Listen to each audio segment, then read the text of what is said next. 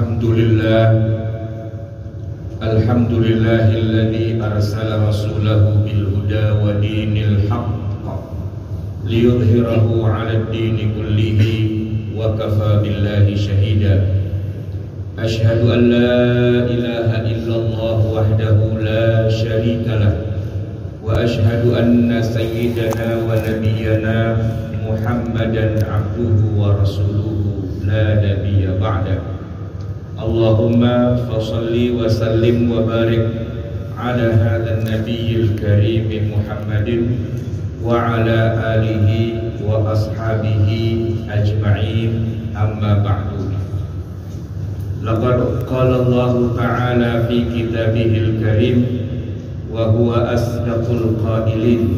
A'udzu billahi minasy syaithanir rajim. Bismillahirrahmanirrahim. Ya ayyuhalladzina amanu taqullaha haqqa tuqatih wa la tamutunna illa wa antum muslimun. Al-ayah. Shadaqallahul azim. Hadirin ma'asyiral muslimin rahimakumullah. Yang paling utama dalam setiap khutbah Jumat setelah dibacakannya hamdalah, salawat pada Rasulullah, dan juga tilawah petikan dari ayat-ayat Al-Quranul Karim adalah disampaikannya wasiat, khususnya buat diri khatib sendiri dan tentunya buat kita semua yang hadir di dalam majelis sidang Jumat ini. Dan wasiat yang paling utama tentu saja adalah wasiat iman, wasiat takwa. Marilah kita semua khatib ajak untuk memperbaharui dan memperkuat iman kita. Semoga Allah Subhanahu wa ta'ala memberikan kekuatan pada kita untuk selalu bisa menambah dan memperkuat iman kita masing-masing. Semoga nanti di yaumil qiyamah Allah berkenan menerima kita sebagai hambanya dan ditempatkan kita di dalam surganya. Amin amin ya rabbal alamin. Hadirin ma'asyiral muslimin rahimakumullah.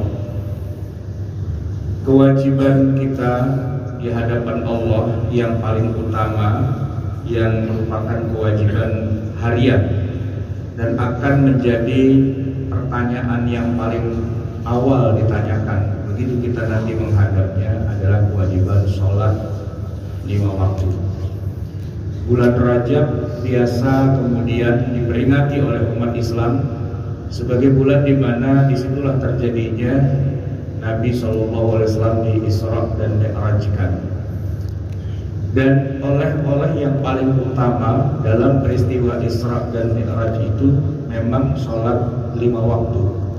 Setelah sebelumnya selama lebih dari 10 tahun Nabi SAW sudah menerima perintah-perintah sholat, namun belum dalam bentuk sholat 5 waktu. Setelah 10 tahun baru ada sholat 5 waktu, dan yang menjadi kewajiban dan akan dipertanyakan nanti di yaumil qiyamah adalah sholat 5 waktu. Sebelumnya hanya ada sholat pagi, sholat sore, atau mungkin juga ada sholat malam yang dikenal dengan qiyamul lail. Namun setelah peristiwa Isra Mi'raj itu Allah mengubah kebijakannya sehingga sudah tidak lagi diwajibkan kecuali hanya sholat 5 waktu. Maka buat kita yang harus kita jaga betul sebagai modal kita nanti menghadap Allah, nomor 1 adalah sholat 5 waktu. Sebenarnya dalam peristiwa Isra Mi'raj itu aslinya Rasulullah SAW diperintahkan sholat bukan hanya 5, bahkan lebih dari itu, yaitu sampai 50 waktu. Lalu kemudian diberi berkali-kali keringanan sampai akhirnya cukup dikerjakan 5 saja. Hanya saja sebenarnya perubahan itu hanya di permukaannya saja, dalam arti nanti di yaumil qiyamah kita tetap akan ditanya 50 waktunya. Cuma karena kita diberi keringanan, maka asalkan sudah mengerjakan 5 waktu, maka sudah mengcover 50 waktu. Dan ini sangat menguntungkan buat kita karena mendapatkan fasilitas tersebut. Hanya saja yang juga menjadi jebakan yang harus kita hati-hati, karena 50 itu bisa dikerjakan hanya 5.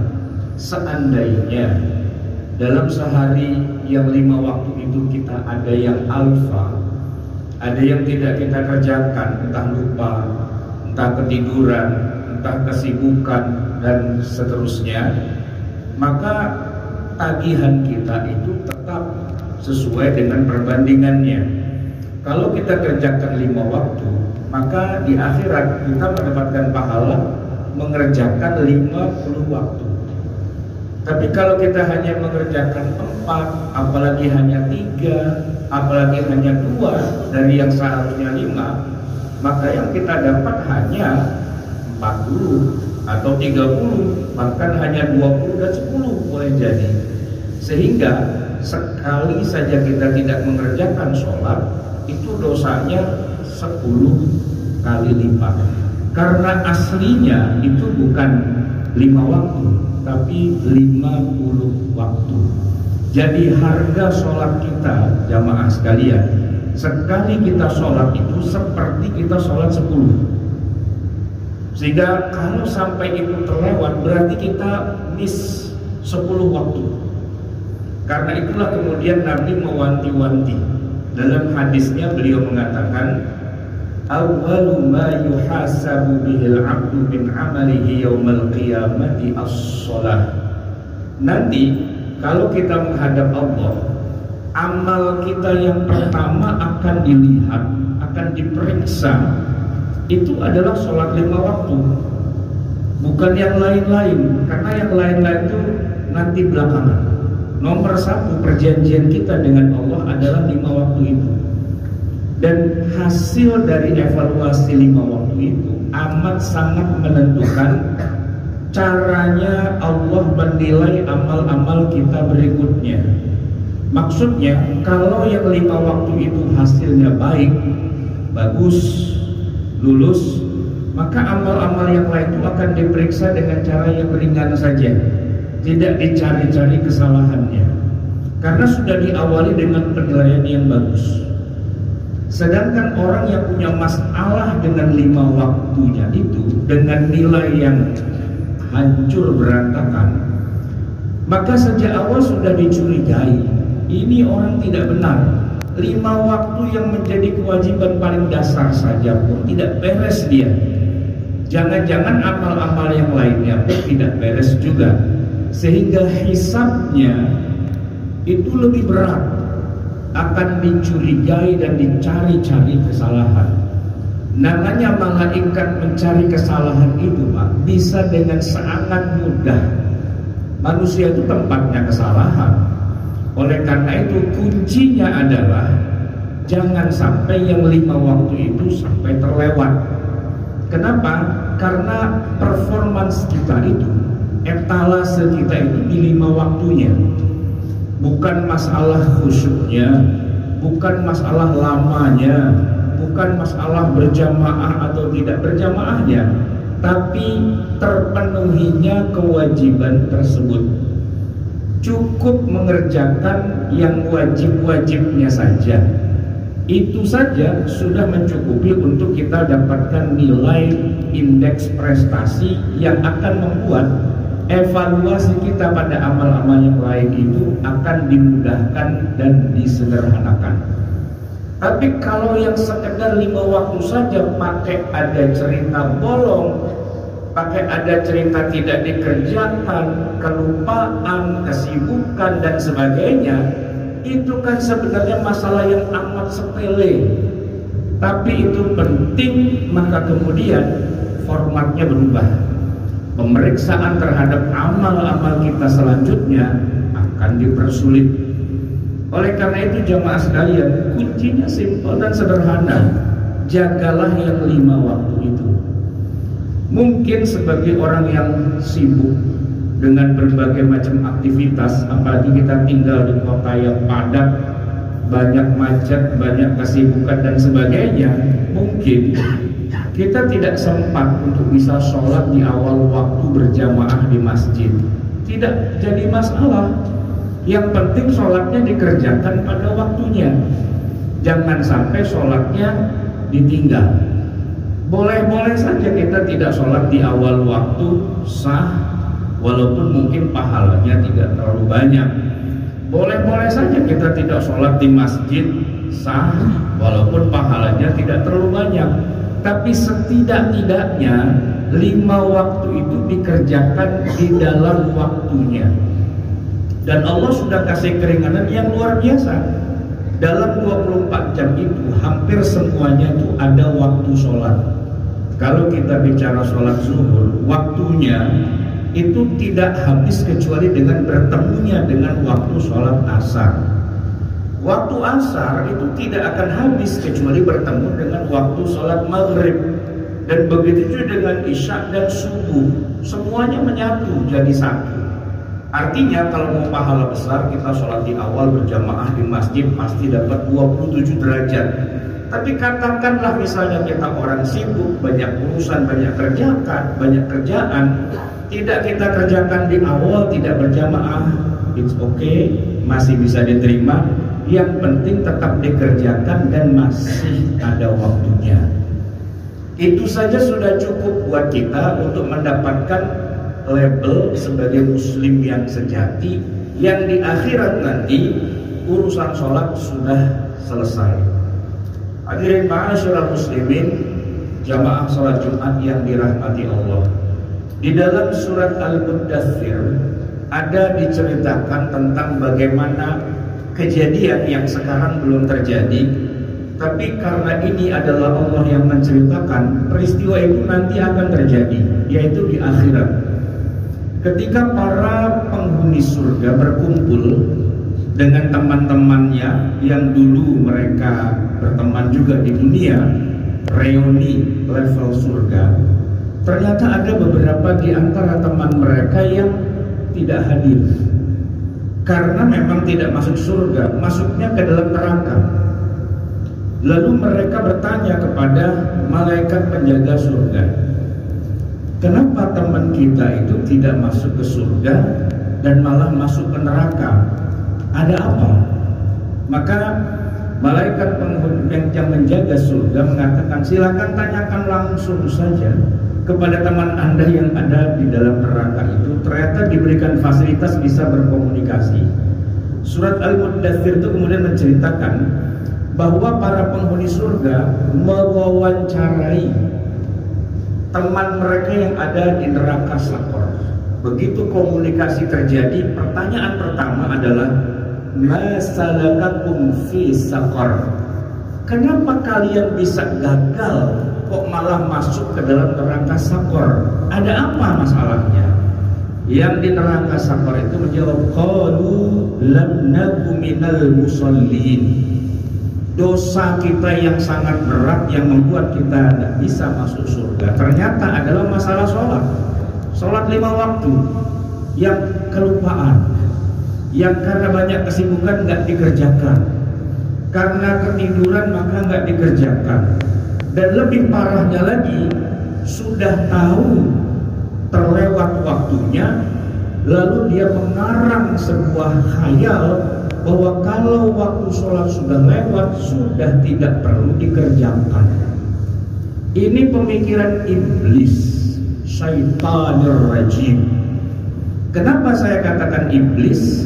Karena begitulah cara iblis menyesatkan manusia dan memasukkan lebih banyak lagi penghuni neraka dengan cara menyesatkan, dengan menyebarkan pemahaman bahwa kalau waktu sholat sudah lewat berarti sudah gugur, tidak ada lagi kewajiban sholat, tidak perlu diganti.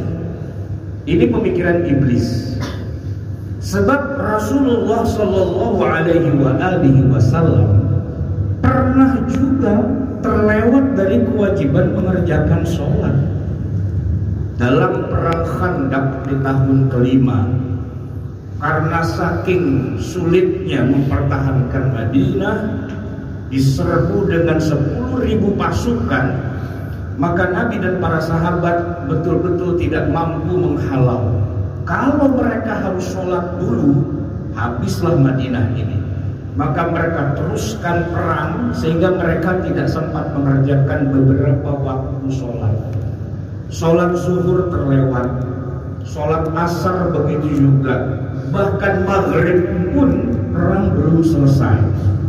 Barulah menjelang larut malam perang itu usai. Dan saat itulah kemudian Rasulullah memerintahkan kepada Bilal sebagai muadzin untuk mengumandangkan azan di tengah malam yang gelap gulita itu. Saat itu kemudian para sahabat berkumpul di Masjid Nabawi dan kemudian mereka mengerjakan sholat zuhur 4 rakaat di tengah malam. Di tengah malam. Mereka tidak menunggu besok, karena kalau besok belum tentu nyawa kita masih ada. Begitu sempat, segera dikerjakan sholatnya walaupun sudah lewat. Selesai sholat zuhur berjamaah di belakang Nabi, Bilal kemudian diperintahkan untuk mengumandangkan lagi iqamah. Kali ini mereka harus mengerjakan sholat asar di tengah malam itu. Selesai sholat asar, Nabi perintahkan lagi untuk mengumandangkan iqamah untuk mengerjakan sholat maghrib, dan setelah itu barulah mereka mengerjakan sholat isya. Hadis riwayat Bukhari, hadis riwayat Muslim. Jamaah sekalian, terlewat dari mengerjakan sholat, waktunya sudah lewat. Jangan sekali-kali berpikir bahwa kewajibannya sudah gugur.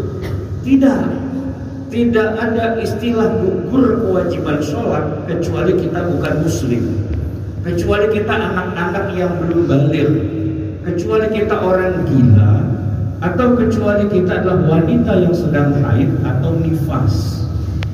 Tapi kalau cuma karena perang, walaupun perang itu berkalang nyawa, tapi seandainya sholat terlewat, tetap wajib harus dikerjakan walaupun waktunya sudah terlewat. Kali yang kedua terjadi pada tahun ke-7 Hijriah. Sepulang dari perang Khaybar, Nabi dan para sahabat terlewat sekali lagi tidak mengerjakan sholat subuh karena ketiduran. Dan begitu matahari sudah tinggi, barulah beliau terbangun, begitu juga para sahabat.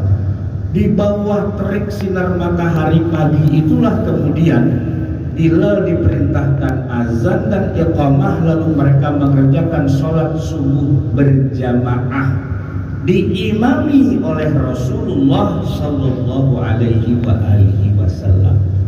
Selesai sholat, lalu Nabi kemudian menghadap kepada para sahabat dan bersabda, "Man nasiyas salata aw nama anha falyusalliha idza dzakaraha." Siapa di antara kalian yang terlupa dari mengerjakan sholat atau tertidur dari mengerjakan sholat, falyusalliha, dia masih wajib untuk mengerjakan sholat itu. Kerjakan sholatnya.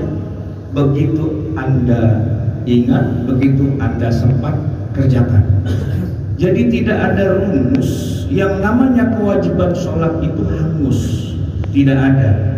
Yang mengajarkan seperti itu adalah iblis laknatullah. Karena kewajiban sholat itu adalah kewajiban yang melekat pada setiap manusia. Kecuali kita bukan muslim, silahkan tidak sholat. Kecuali kita anak yang belum baligh, silahkan tidak sholat. Kecuali kita orang gila, ghairu aqil, silahkan tidak sholat. Kecuali kita wanita yang sedang haid atau nifas, silahkan tidak sholat. Tapi apapun alasan yang lain di luar yang 4 itu, kewajiban sholat itu tetap berlaku dan tetap akan ditanya begitu kita menghadap Allah. Itulah kenapa mereka yang ada di dalam neraka Saqar ketika ditanya, "Masalakakum fi Saqar?" Kenapa kalian ada di dalam neraka Saqar? Kalian bukannya orang soleh, orang alim, orang baik-baik, banyak berderma, sedekah dan sebagainya. Ternyata banyak yang bolong dari sholat 5 waktunya. Dan itu Allah ceritakan dalam surat Al-Muddathir. Semoga kita bisa mengambil pelajaran agar jangan sampai hal semacam itu terjadi pada kita nanti di yaumil qiyamah, yang hanya akan menambahkan penyesalan kepada kita. A'udzubillahi minasyaitonir rajim. Bismillahirrahmanirrahim. Wal 'asri innal insana lafi khusrin illal ladzina amanu wa 'amilus shalihat wa tawassaw bil haqqi wa tawassaw bis sabr. Barakallahu li wa lakum fil Qur'anil azim wa nafa'ani wa iyyakum bima fihi minal ayati wa dzikril hakim wa taqabbala minni wa minkum tilawatahu innahu huwal